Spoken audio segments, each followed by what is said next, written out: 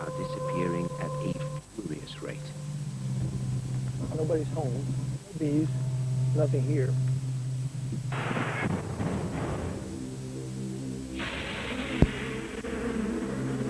In 2006, bees start vanishing. We actually don't know where they're going. We don't find the corpses. They're probably flying off and dying. That's the most likely scenario. But the reality is we don't know. This strange phenomenon is called colony collapse disorder. What's puzzling about colony collapse disorder is that you still may have 2,000 bees left in the colony, but the other 25,000 or so have disappeared, and it happens in a very short time window. We've been losing about a third of the bees every year, which is kind of unsustainable. Disappearing bees raise the stakes for investigators and everyone else on Earth. Because losing bees poses a direct threat to the world's food supply. Most people think about bees and why bees are important. They might think of honey and beeswax. That's fine, but it's really the pollination that they do. Bees put about a third of our food on our table, but it's really the nutritious things that they put on our table. Fruits, nuts, and vegetables. If bees were to totally disappear, I think we'd just barely survive. We'd have food shortages. We're not there yet. But even with bees threatened as they are, they're really threatened right now. We're having trouble meeting the pollination demand in the U.S. We're almost at this pollination crisis. Probably one bad season away from that.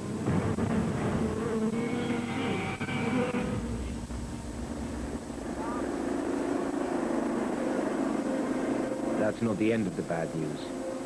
These bats come out over the valley and follow it to where they need to go. Another very important species is disappearing. Fast.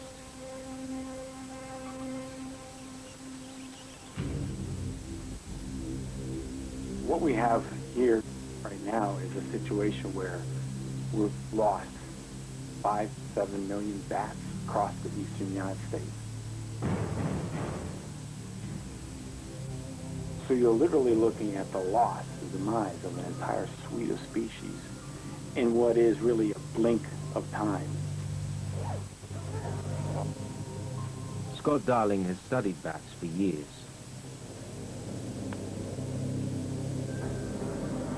There's some work that has suggested bats may eat as many as 600 insects per hour, particularly mosquitoes or small flying insects.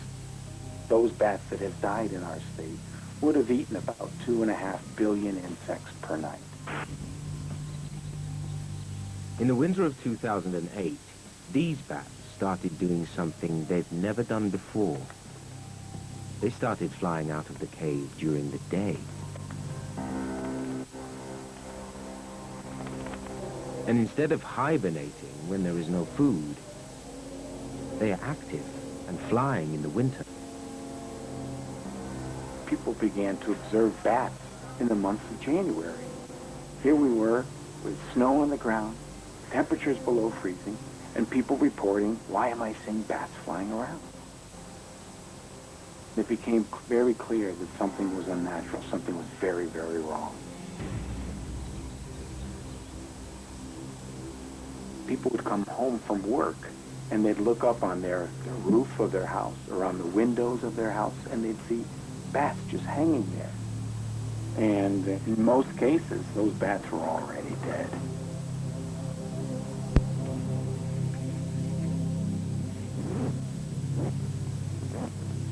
At least bat researchers have corpses to study. When we go to investigate these die-offs and we find colonies that the bees have disappeared in, we do look in the surrounding area. We look in the grass and we're just not finding the corpses. So where they're going is still a mystery.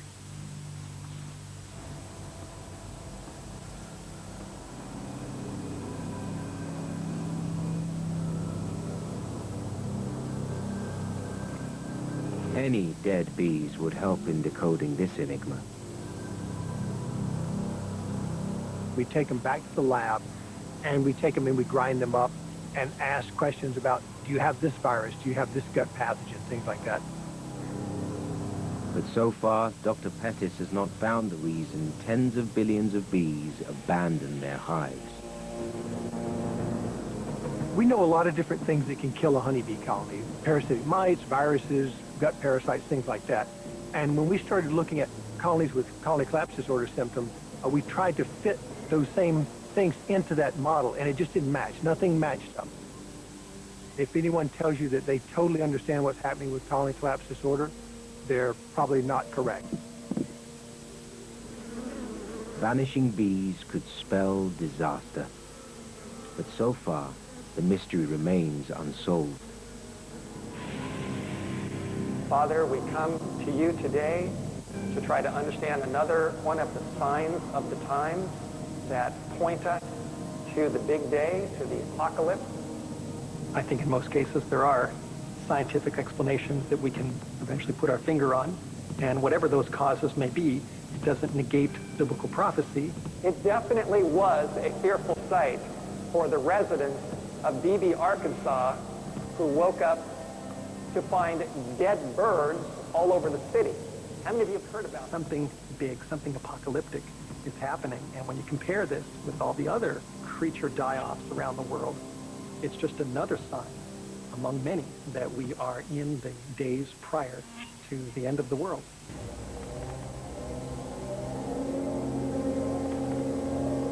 Even wildlife experts are getting worried. The scale of these die-offs is staggering. As researchers return to assess the bats, they can't believe what they're seeing. Milu male dead. Female, dead. Milu female dead. Dead. Dead. Dead. Those are the kind of sights that really struck us very hard as we went around from cave to cave trying to see if our bats were dying.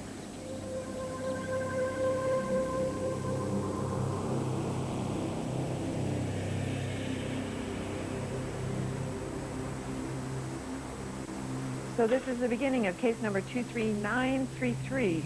Session number 1, little brown bat, weight 5.93 grams. The ears are unremarkable. The skin is smooth and shiny. The eyes are bright and unremarkable. Dr. Carol Metier realizes it's essential to solve the riddle of the disappearing bats. There is loss of elasticity in the central area of the primary section of wing. Usually, the more animals that die in an event, the easier it is to diagnose. But these bats looked normal. It really was alarming. What was killing them? I looked at the organs inside, and those looked normal as well. So something different than we had ever dealt with before was happening. And with nothing really obvious to the naked eye. But under the microscope, Metier discovers something new and horrifying.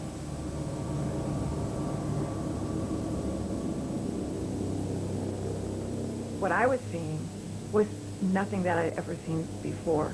You look at it, and your palms start to sweat because you have a fungus, actually a skin fungus, eroding through living tissue. That doesn't happen. Metier uses ultraviolet light to see exactly where the fungus is attacking. And we determined that each of these spots of fluorescence is actually an area where the fungus is eroding through the skin membrane.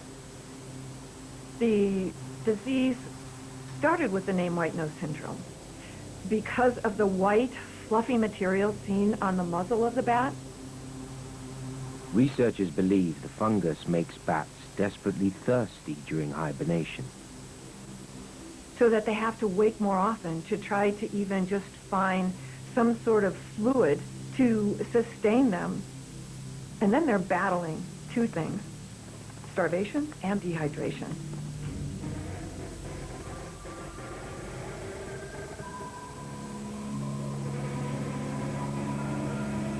In only 4 years, this cave has become a bat graveyard. Oh, jeez, look at here. Holy cow. Wow. So you see these bats were hibernating right up there, and then they drop them. Yeah. Look at that. Oh, my gosh. What's all bone? Yeah. All bone. It looks like spiny. Yeah, look at the, just right here, there's 8 skulls, just right here. Last time I was here, we were doing some surveying and I was doing some photography work, and when I got home there were still bones in the tread of my boots, and I just sat on the floor in my basement and cried for a while. It's a lot to think about that just a few years ago there were hundreds of thousands of bats here.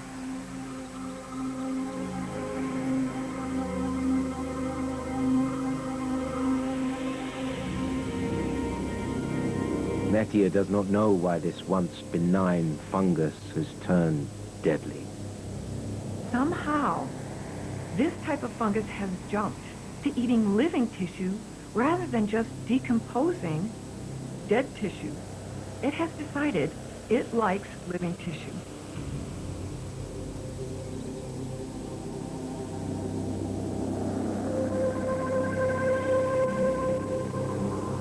This is something new. It was so new that we had a hard time convincing everyone else that this fungus was actually what was causing white nose syndrome and the mortality that was happening out there.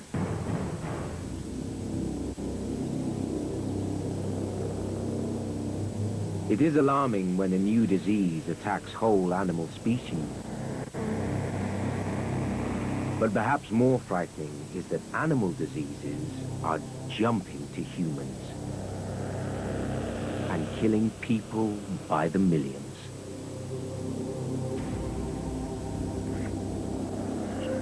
If you look at the diseases that have got into the human population in the past few decades, the majority come from wildlife. It's a simple fact.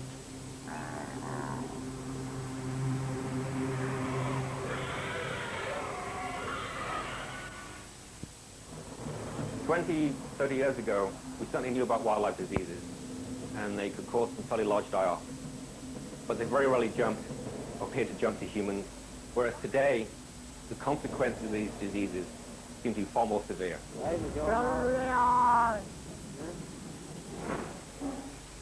Every year we get, 5 or 6 new diseases emerge into the human population.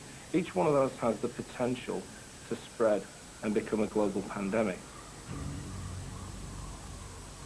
Most scientists who work on this agree that pandemics are going to happen. It's not a case of if or are they going to happen, it's a case of when are they going to happen. HIV/AIDS, probably the most significant pandemic to hit the human population, came from a chimpanzee. So chimpanzee virus killed 40 million people on the planet. That's an amazing thing. If we go back in history and we look into the Middle Ages, there's Black Death. And this is a bacterium that emerged from animals, got into people, moved along the trade route, and killed basically a third of Europe. We've got the 1918 influenza virus that killed over 20 million. If you look at some of the more recent diseases, we've got swine flu, H1N1 influenza virus, that have genes from birds, from pigs. So we've got this mixture of genes going into an influenza virus that make it suddenly able to jump out into humans and become a pandemic.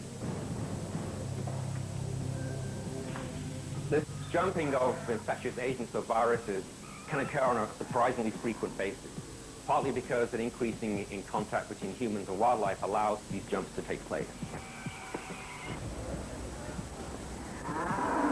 If we make contact with them, if we hunt them, if we eat them, if we build a road into the forest where they live, we have a risk of catching those viruses, and that's what's really going on a planetary scale.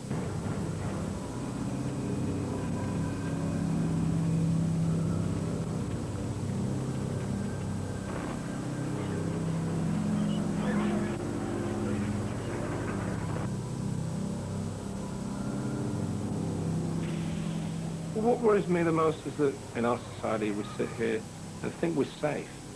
We don't realize that We're doing these things around the planet that make us incredibly vulnerable to these pandemics.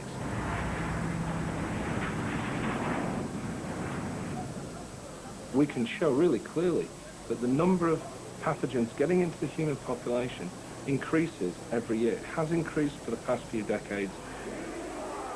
And because we're continuing to make these big changes to the planet, it will continue to rise. There has been an increase in these creature deaths all over the planet in the last couple years. This is not normal.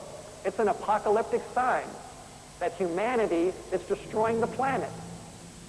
We're ruining the environment that God made. And that is affecting the animals, it's affecting his creation, and it's also affecting people.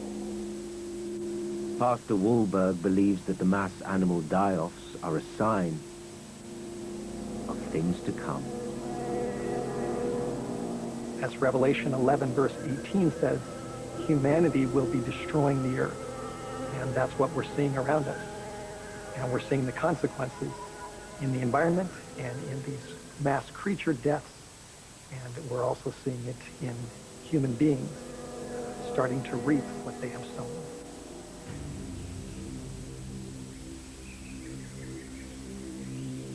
Even if these pathogens originate in remote jungles, they can decimate first world countries.